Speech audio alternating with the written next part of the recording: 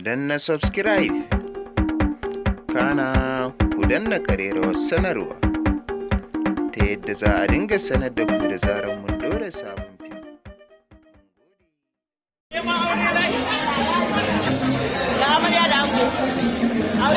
An zo banje da banjan Laila kuma za a yi rigingimu tsakanin su mai da Laila, abu ne ba zai dace ba, saboda haka banje muka zo yi ba aure ba.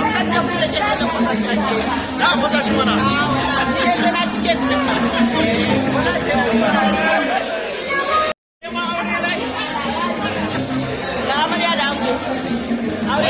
An zo banje da banjan Laila kuma za a yi rigingimu tsakanin su mai da Laila, abu ne ba zai dace ba, saboda haka banje muka zo yi ba aure ba. Za a kusa shi mana.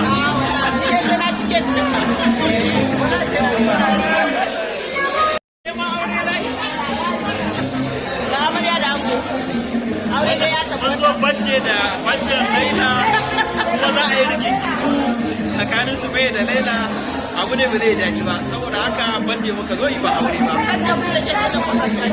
Za a kusa shi mana.